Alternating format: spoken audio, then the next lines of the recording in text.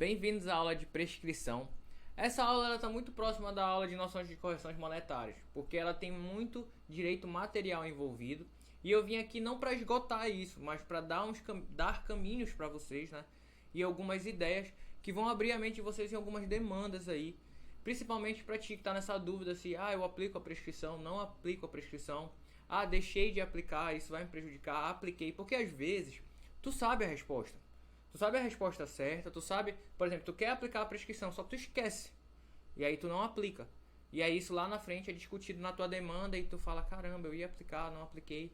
Eu só sei o caminho de aplicar. Não sei o caminho, por exemplo, quando eu não aplico e me defender sobre eventuais sucumbências em relação à prescrição. Entendeu? A prescrição que a gente vai tratar é a prescrição quinquenal, não é a prescrição bienal. A prescrição bienal não vale a pena a gente discutir no cálculo, porque quando tem prescrição bienal não tem cálculo. Acabou o valor, vocês estão vendo a matéria como ela diferencia tudo? A prescrição bienal é uma matéria que acaba com todos os teus pedidos, com todos os teus valores. E é importante dar um toque, já vou deixar um toque aí para vocês, não sei se eu já falei isso antes, né, na continuidade do curso, mas é importante esse toque, que a prescrição bienal, ela começa a contar a partir do fim do aviso prévio, galera. Então, às vezes a pessoa sai ali, já tive demandas salvas por causa disso. Porque a pessoa saiu, né, saiu, não cumpriu o aviso prévio. E aí a pessoa conta a prescrição bienal a partir daquele momento que ela sai. Não, tu tem que incluir esse período de aviso prévio, ainda que indenizado, e depois dele começar a contar a prescrição bienal. Porque ela é contabilizada, né? Esse aviso prévio é contabilizado como período de trabalho, né? Tem a OJ aí, então a prescrição é a partir disso. Então às vezes a pessoa chega contigo e fala, eu já saí ali há 2 anos, mas quando tu vê, se tu incluir o período de aviso, ela tá salva e a tua demanda ainda é válida. Então é o único ponto que eu posso falar aqui sobre prescrição bienal. Em relação à prescrição quinquenal, não. É importante salientar ela. É muito fácil no sistema, galera. No sistema, vou botar a imagem aí pra vocês. É isso, é clicar. Se deixar clicado, vai aplicar a prescrição quinquenal a partir dessa data do ajuizamento aí que vocês indicaram. Então, quando vocês indicarem o ajuizamento, a prescrição vai ser contabilizada 5 anos aí sobre FGTS, sobre verbas, tá? A partir dessa data, né? A data do ajuizamento. Só, aí deixei desmarcado, se eu deixar desmarcado é para não aplicar a prescrição, tá? Se eu marquei, aplica a prescrição. Se eu desmarquei, não tem prescrição. Então volta aqui para mim. É isso, no sistema é só isso. Se eu deixar desmarcado, não vai contabilizar 10 anos de contrato. Se eu informar lá 10 anos da admissão e demissão, né? Todo um período de 10 anos e no limite ali do cálculo também um período de 10 anos, vai contabilizar 10 anos. E antigamente, é importante salientar isso, antigamente a gente lutou muito, eu não aplicava a prescrição, por exemplo. A gente lutou muito pela não salientação, né, pela não decisão do juiz ex officio da prescrição. Ou seja, olha, eu não quero que tu decida ex officio, porque é uma matéria de direito do trabalho. Só pode decidir mediante manifestação da outra parte. Né? Isso é importante salientar aqui materialmente. Então a gente tem esse benefício que o juiz não pode alegar a prescrição ali de ofício. E por que isso acontece? Primeiro ponto, vocês têm que ter noção que a matéria, o direito material de prescrição, a matéria, prescrição, ela é renunciável. Então quando fala de prescrição, tem que falar de um direito renunciável. Como assim? Eu tenho direito à prescrição a partir do momento que tu deixa de me cobrar durante um prazo. Então, ou a partir de um limite, tu me cobrou e eu tenho 5 anos ali. Só que eu posso, por exemplo, renunciar a essa prescrição. Tu me cobrar, por exemplo, 10 anos de contrato, olha, me cobraste 10 anos de contrato, e eu vi lá, eu falei, poxa, eu devo mesmo. Eu não paguei 13º durante esses 10 anos. E eu vou lá e pago os 10 anos. Quando eu faço isso, eu estou renunciando ao meu direito prescricional, ali ao meu limite que a prescrição me deu. Então, a prescrição, ela é renunciável. Isso é importante salientar, porque é por isso que tem esses institutos de o juiz não reconhecer ex officio, né? E tu poder, sim, incluir ela na tua demanda e cobrar até o final, porque a outra parte pode, inclusive, renunciar. Só que isso é comum? Na prática, não é comum. Não é comum a pessoa renunciar ao seu direito de limitar o valor que está sendo cobrado. Isso não é comum. Então é importante vocês perceberem isso, principalmente para demandas que a outra parte, que a parte adversa é litigante da Justiça do Trabalho. Se tu vai entrar com uma demanda contra uma parte que normalmente está litigando na Justiça do Trabalho, tu sabe disso, tu tem outras demandas contra ela e tu sabe que ela tem um advogado, é óbvio que não vale a pena tu aplicar a prescrição, porque ela vai alegar isso na hora e isso vai te trazer um problema de discussão ali na frente da tua demanda. Eu já vou te explicar o porquê. Então, assim, por que aplicar a prescrição? A prescrição se aplica, um dos pontos, para tu não gerar expectativa equivocada no teu cliente. Então, é importante que tu aplique, mesmo que tu não aplique no processo. Ou seja, eu não apliquei a prescrição no processo, eu cobrei 10 anos integrais. Mas quando eu for passar o valor para o meu cliente, isso aqui é uma dica prática, quando eu for passar o valor para o meu cliente, eu não vou passar o valor de 10 anos. Eu vou aplicar a prescrição e falar, olha, o teu valor mesmo está limitado a esse aqui. Tu pode vir a ganhar esses 10 anos, mas é uma matéria muito simples. Porque é simples até, para vocês entenderem que instrumentalmente tu pode alegar a prescrição até o 2º grau, né? Então imagina que no 1º grau tu é condenado ali a 50 mil. Tu é revel, tu recebeu notificação, não foi lá, foi revelia, o juiz condenou todo o período de 10 anos de contrato, 100 mil, 200 mil. Então imagina ter uma condenação de 200 mil chegar na tua casa. Quem não vai procurar um advogado? A outra parte, como a condenação desce em 1º grau, vai procurar um advogado, a primeira coisa que ele vai fazer é alegar a prescrição. É óbvio. Então é muito difícil sustentar a prescrição, de ela não ser alegada no processo, mas é possível. É possível, só que tu tem que ter noção de quando assumir esse risco, e quando assumir esse risco, né, que é mais um risco na prática do que realmente uma demanda válida, quando assumir ele, saber também limitar o cálculo ali para mostrar para o teu cliente e trazer ele para a realidade, para não fazer ele criar uma expectativa sobre um valor e aí prejudicar, obviamente, ali no resultado, porque embora tu ganhe 100% da demanda dentro do período que não está prescrito, ele vai ter a expectativa daquele período total que tu colocou ali. Né? Então quando tu passar para ele, tu já aplica a prescrição. Então é por isso que é importante tu aplicar ela assim no trato direto com o teu cliente, mesmo que na demanda tu cobre integralmente, tá? Então ela tem essas vantagens, inclusive aplicar, por exemplo, quando tu já sabe que a outra parte é mais litigante, tem advogado, então muito grande a chance de ele alegar isso. E tu não vai dar trabalho. Tem gente que fala assim, não, vou dar trabalho para a parte contrária. Que trabalho, meu?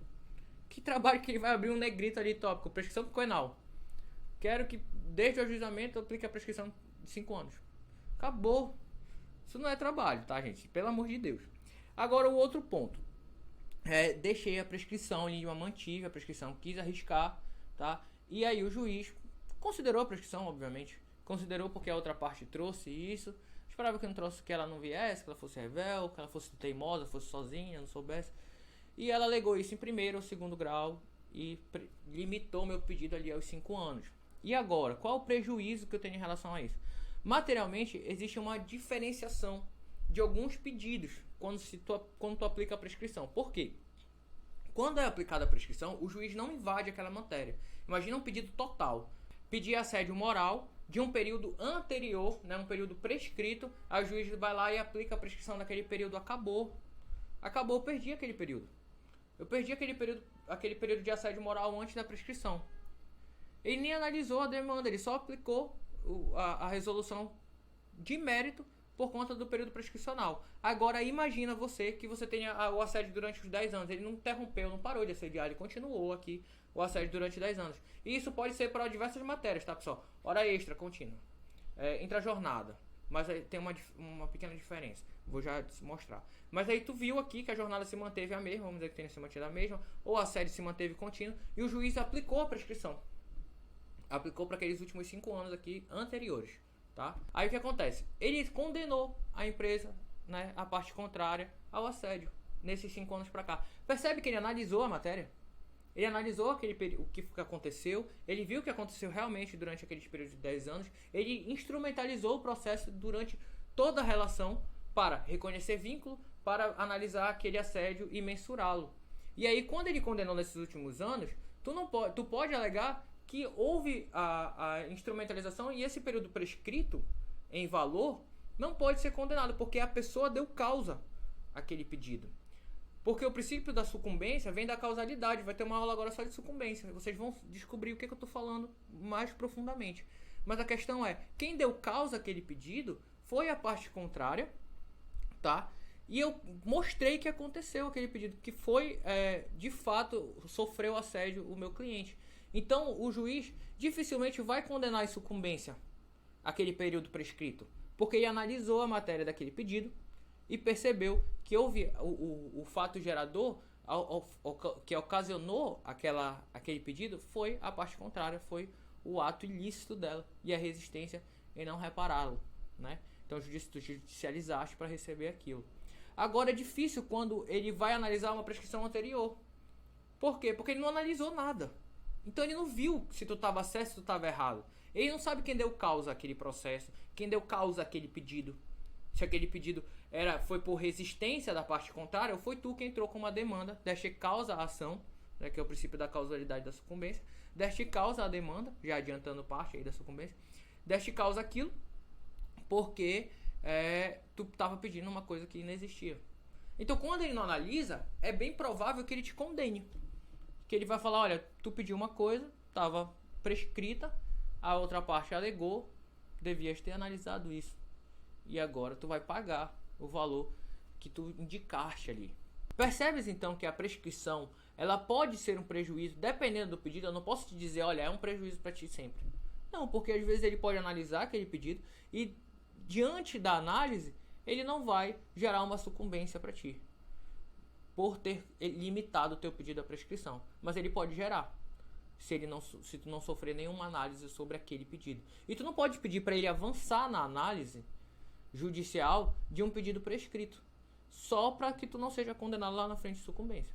Então os riscos de tu não aplicar a prescrição são esses: de alguns pedidos gerarem sucumbência, porque estão dentro do período prescrito e não foram analisados, ou, né, de tu criar uma expectativa muito alta no teu cliente, e aí, independente do resultado, ele já se sentir prejudicado. Então, prescrição quinquenal, eu vim falar disso, é uma aula rápida, mas uma aula conteudista para te mostrar quando aplicar e te dar alguns riscos aí, algumas saídas, caso aconteça de tu não aplicar, e caso tu aplicar, tu saber os fundamentos de por que tá aplicando. Tu aplicou a prescrição, não devia, na justiça do trabalho não reconhece. Mas e a segurança do meu cliente? E a expectativa que eu vou gerar nele? E o trabalho que eu vou ter posteriormente, talvez, de me defender, dependendo de qual pedido eu estiver falando, sabendo que a parte é uma litigante comum da justiça do trabalho. Bora ponderar, a gente está falando de praticidade e resultado, tá? A gente não veio teorizar simplesmente aqui. Então, essas teorias que eu estou trazendo para vocês são teorias que são úteis à prática, mas que eu também nem estou aprofundando tanto, porque eu já acho que é responsabilidade de vocês. Eu venho falar disso sobre os resultados e números e o impacto disso na tua advocacia, tá? Mas aí vocês têm responsabilidade de aprofundar essas questões sobre renúncia da prescrição, sobre não reconhecimento ex officio, né? E sobre a análise que é impedida se ela está dentro do período prescricional, mas se for analisada em conjunto, tu pode falar desse princípio da causalidade para evitar as condenações posteriores, e também sobre a inconstitucionalidade por conta da hipossuficiência, né, do empregado, que tem benefício de justiça gratuita, ou a suspensão da cobrança por conta disso. Então tudo isso são tópicos de teorias que vocês podem aprofundar, mas aprofundem quando for o momento prático.